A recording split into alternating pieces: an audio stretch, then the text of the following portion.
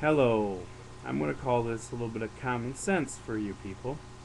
Everybody, if you even watch this. Well, you know how cigarettes and tobacco are being taxed really, really high. Well, it's no big surprise to me that terrorist groups are using it, and it's created a black market in cigarettes. That's right, in cigarettes. Because why? The government has such a high tax on these products. Kind of makes you wonder. So, if you can get around the taxes, you can make a profit, and the person who buys it from you doesn't have to pay quite so much. Sounds like the government has created its own problem. So, what does it need to do? What does it do? More laws. They pass laws to try to prevent and tighten the grip to make sure that this black market gets erased. Well, ladies and gentlemen, it isn't necessarily Hezbollah and Al Qaeda, but they're trying to use them and say that it's them, when really it's just people that are being taxed to death.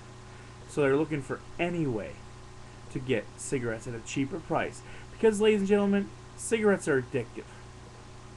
And otherwise, if they weren't addictive, when the price of cigarettes shot up because of the taxes, people wouldn't keep trying to smoke.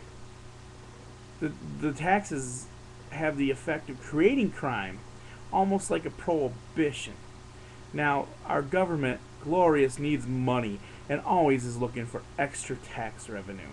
So they tax things that are addictive and may kill you in the long run. But I'll tell you this, ladies and gentlemen,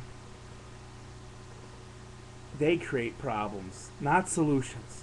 That's all the government does, create more problems so that it has to have more laws and a bigger bureaucracy. Yes, ladies and gentlemen, everybody thinks the government can solve all problems. But what the government does is take a problem, think it can find a solution, and multiply the problems exponentially. It's kind of like speeding down a hill, and as you get nearer and further and further down the hill, you pick up more speed. That's right. The government just pushes it along, and it builds more speed, more problems, exponentially faster and faster. Death spiral of this country, because the government cannot solve everything. In fact, half the time it creates another problem, because, as I said, that's the black market, how black markets are created. When prices are artificially inflated, when there are ways around it, people will try to make a profit. It's human nature to try to make a buck, and it's also human nature to try to get a deal. And the government creates the problem itself with the high taxes.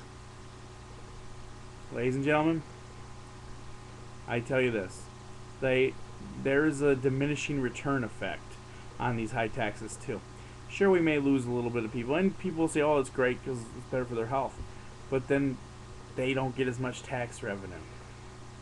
You see where this is going? Now they get the happy medium where they tax you just the right amount. They actually make more at a lower amount. It's kind of funny. It's the happy medium. I played a lot of simulation games with taxes and stuff, and actually simulate it. You get your taxes too high, people vacate your area.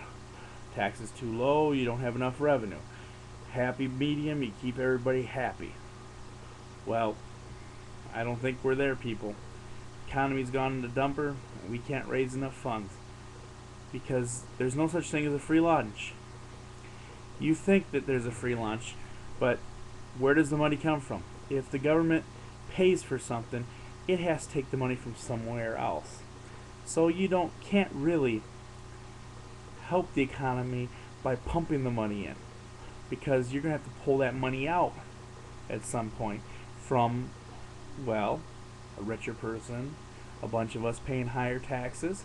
So the net effective gain will be zero. That's right. Or maybe even minus, because the people that were going to create jobs won't, because they don't have the money. And that's right, you need jobs, We need things, and I go on and on and on about this, and it pees me off, because if people aren't working, they aren't paying taxes, and the government gets less money. Job creation, people. If you can help stimulate the economy to make more jobs, not bail out the banks, more jobs. More people can pay the bills, pay taxes, and revenues wouldn't be going down. That's why state revenues are going down all over, because the job losses. You can't keep on letting jobs get shipped overseas because you put so many taxes and restrictions because you think you're improving things and you're making things worse. Your restrictions make it tougher and tighter for businesses to operate in this country. And as you make it tougher on businesses to operate in this country, they go to other countries and do it cheaper. Sure, we all get happy because we get our cheaper goods from China at Walmart. But what'll happen? Sooner or later, we'll have nothing. And the price of those goods from China are going to go up as the value of our dog goes down. And we're not going to like it. Ladies and gentlemen, I tell you this right now. We've been sold out. It's been a slow ride, and now it's accelerating down that hill quickly. Be prepared for things to get worse before they get better. Good luck and peace.